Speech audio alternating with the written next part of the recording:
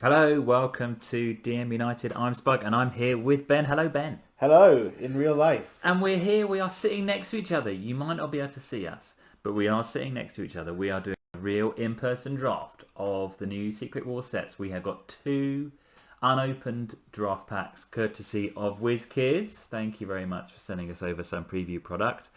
And we are very excited about doing a draft. We're going to be flicking between the cameras, talking through our choices, and we'll see how we go. So, without any further ado, we will open the packs and start the draft process. Okay, so we have opened the packs, and well, you have to wait to see what characters we've got because we're going to draft the basic actions first. So I have got an escape, choose one target character, can't be targeted this turn, and prep a die, or prep a die from your use pile. Combat, which basically puts two things in play until the end of the turn and then does them 2 damage when they return. And then the Siege Perilous, which is rolling stuff, and you might get free stuff, but they might get free stuff too. So I'm actually going to pick the Escape for my first basic action choice. Okay, so I have a couple to choose from. Wallop's a decent reprint, but I think probably in draft you want some guaranteed ramp. Daily Bugle, draw 2 dice, prep out 2 of them, so I'm going to choose that, although this epic basic action might come back into my hand later. Alright, well I've got Ben's epic basic action, the Infinity Gauntlet. Reroll all character dice, which just sounds bonkers fun. Even though Wallop I really like and it is cool, I'm actually going to pick the Infinity Gauntlet because it's an epic basic action. Okay, so this is locked in combat, a bit of temporary removal. Deal 2 damage, yeah, seems okay. This epic basic action, each player rolls all dice in their prep area in use pile, and each player immediately may field all those character dice for free. Sounds like it might be interesting, but probably one that you need to build around. I'm going to go for the little bit of temporary removal. It's shiny. And then we both end up with the card that we got left over, the Siege Perilous, which we're probably not going to use. And the Wallop, which, don't know, might be situational. If I see some overcrush that I don't want and need to have, might be useful. Okay, we are moving on to the actual characters, and it's pretty exciting to see what we've got in each pack. I've got a Beast common, 2 cost with a regenerate. Corvus Glaive, but it gives you a discount on character. Kling's Galactic, character sides, full art. A Invisible Woman who for other Fantastic Four dice in the field and also has a force block, which is pretty good. A King Hyperion common who keys off action dice used by your opponent. This magic, when you use an action die, gets you to field a sidekick, which is pretty nice. This God Emperor Doom, which is really interesting because it says if he's blocked by 4 more character dice, return the block die to his card, which is obviously a bit weird. But notice he's a 2 cost, and you can get a 6/7 character there for a 2 cost, which is just bonkers. And then we've got another Invisible Woman. She deals damage equal to her defense. A Proxima Midnight. When she deals combat damage to her opponent, re-roll that die. And then we've got a couple of Thors. We've got the uncommon one here. At the start of your opponent's attack step, deal 2 damage for each team affiliation in their field zone, divided any way you choose among their characters. It could be really irritating. This Maker, which basically you can roll your field to make them interesting too, and then another Overcrush, and he can KO a shield. The I'm going to pick though is I really like this Corvus Glaive. I think it's really cool. Early ramp, and he's got a 0 field cost on 2 of his sides. So I'm going to pick him. So in my hand, I have a few options. I think this Phoenix Force Cyclops is very interesting, giving a character on my opponent's side -5 attack. That's pretty cool. Spider-Man Peter Parker 2 cost for some really good stats. It's Captain Marvel as well, potentially some ramp there, although she is quite expensive to field for a when-fielded character. The Dazzler's a little bit of light removal. I really like her dice as well. This Terax with Dark Phoenix is pretty difficult to stop, so it deals 4 damage to an opposing character when one of yours is KO'd. But I'm gonna have to take the super rare. If I'm playing the super rare, and it's pretty good. It gets +1 attack for every opposing character die in the field zone, and has a pretty disgusting global as well. Okay, so this is round 2. I've obviously got the cards that Ben has just had. I really like some of them here. There are some great ones, but the one that I'm going to pick is this Terra rare. He's really cool, and obviously he can combo with the Corvus Glaive that I've already picked up, because Corvus Glaive KOs stuff, so that's really good. My first pick was fairly expensive, so I'm kind of looking for some cheaper characters here. I know it says quite a few in this draft. There's at least 3 2 costs here, 4 2 costs here, and some 3 costs. I know in the other pack I have the Falcon Global, which lets me make some sidekicks, which kind of combos quite well with the Maker, even if I'm just using it to spin my character to get some extra energy. I kind of like the idea of this character, so I might go with this. I also like the Thor quite a bit, which all up, so if Spug takes that, I can kind of, so I might go for the Maker. Pick number 3, and there's still some juicy stuff available in this particular hand. I do like this beast, but I kind of want things that are going to be KO'd, really, if I'm going to use that with Terra.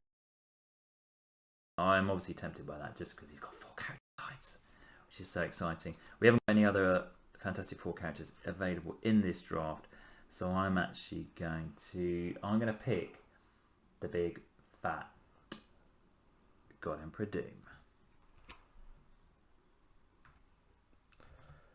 So I'm still tempted. So Falcon, I know I kind of want that at some point, although there's still 2 left in here. I'm kind of okay to wait, I think. This Phoenix Force Cyclops, and I also like this Captain Marvel, but they're both 5. I already got a 6 and a 5 here, so I think I'm going to go for the cheap character in this hand, which is just the Spider-Man. Looks very cool as well in his Venom suit. So I'm going to go for that. Moving on to pick number 4, still some good stuff available. I do like that Phoenix Force Cyclops. This Stormbreaker Ray is really good just because he's a 4 cost with some great stats. I think what I'm going to do is I'm going to pick this God Emperor Doom just so I've got a couple of extra dice. The one that I did pick is ordinarily is a max 2, so if I was playing a constructed I'd only be able to have a maximum of 2 dice, but as we're in a draft that's not an issue, so I'm going to pick God Emperor Doom again. Okay, so again I'm kind of looking for cheaper characters now. I have some big Beat 6 that I already definitely probably want to buy. This Invisible Woman isn't that great because it doesn't have any other Fantastic Four characters with it, although it does have a Force Block Global, which could be interesting. Kind of tempted to take this Invisible Woman, and then hopefully this other Invisible Woman comes back to me, so I might have 4 dice for it. So I think I will go with that one. Alright, we're on to pick 5. The Beast is still there. Franklin's Galactus is still available, and obviously that, because he's a shield, in that previous set there was a shield reducer.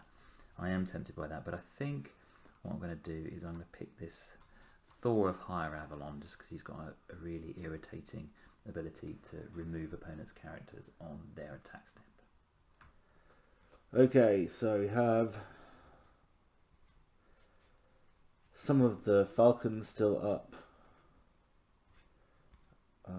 The Captain Marvel, Phoenix Force, Cyclops, Stormbreaker. I mean, this is just a really good hand of cards to choose from.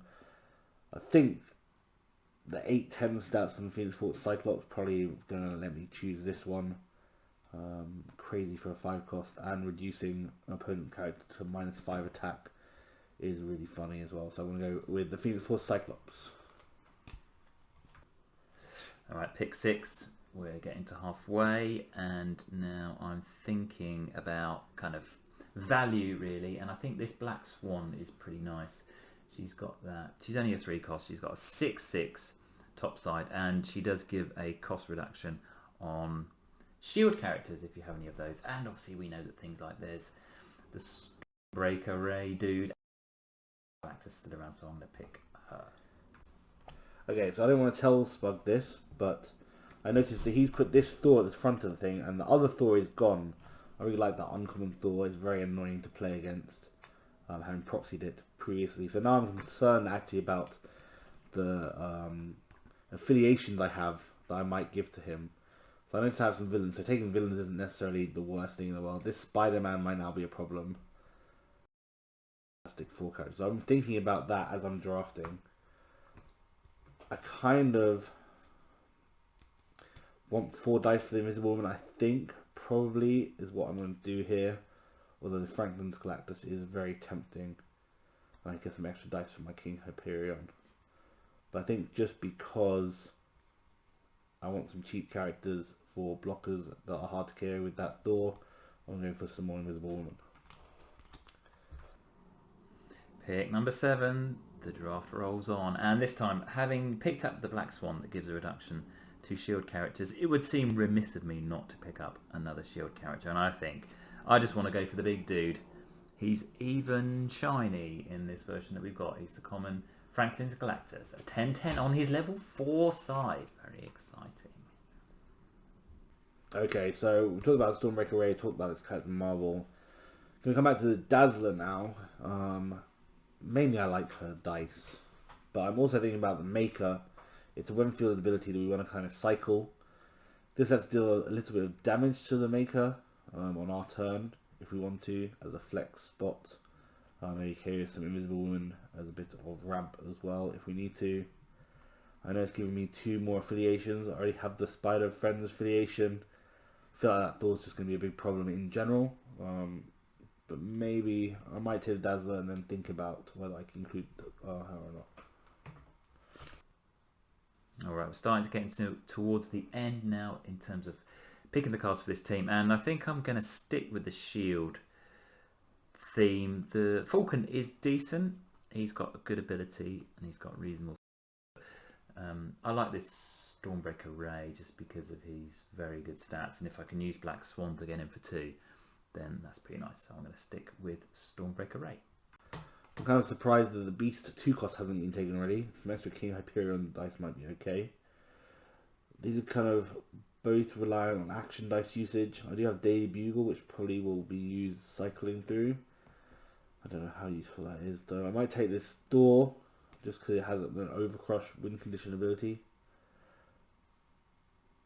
I think I'm going to go for the Thor, a bit of Overcrush. 4 more picks to go, and as Ben said, it is a bit of a surprise that this beast is still available at a 2 cost, but I'm not sure I really need him, so I'm actually going to go with the Magic, who helps you thin your field, thin your bag by getting rid of sidekicks when you use an action die. Global ability. Both Falcons are available. I only want for his global ability. I mean, I'm going to guarantee get one next turn. Taking some more Dazzler dice would be good. Captain Marvel, I like that ability, but I'm probably going to use the Daily Bugle. I can't guarantee stuff in my use pile all the time, and she's quite expensive to field. I think I'm going to go for the extra Dazzler dice, just to have 4 of them. Do that, even though that's probably not the strongest card. Alright, well, we've got Falcon or Captain Marvel. Considering I've got the potential shield reduction, I think I'll probably go with her. Gives a little bit of ramp. Okay, so we have a 2 cost beast again. Still surprising he hasn't been taken. A bit worried about an extra affiliation with me. I already have the Spider-Man as a 2 cost fist and a bunch of Invisible Womans. King Hyperion get 4 dice for it. I mean, it's not that good. I think this Proximity Midnight actually might work well.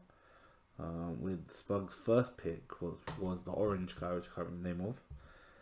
But he, this would be a good dice to just throw at my opponent. So I'm going to take this guy, Proximity Midnight. Okay, I know this is an unusual draft because there's only 2 of us doing it. A 2 cost still to be available on basically the final pick is absolutely unheard of, so I'm just going to take that. So not much of a choice. I'm basically choosing both these from these Falcons for the global. The common one probably a little bit better. I don't know how many Avengers I have, but I do have some, Spider-Man in particular. So that's probably better and probably the one I will take, although this is the shiny one, so probably in a real life draft I would have taken this. I mean, this is a real life draft, but you know what I mean. I'm going to take the common. Okay, so I've ended up with this final Falcon that Ben passed me. Ben has ended up with the King Hyperion that I passed to him. We're now going to build our teams and we'll be back with you shortly. Okay, here we are summing up the teams that we have built. We've picked all our cards and we've decided what we're going to play in our team. So for me, the engine of the team very much is Terrax and Corvus Glaive. So Terrax hopefully will provide us with some removal because Corvus Glaive will also KO stuff but also enable me to purchase stuff for cheaper.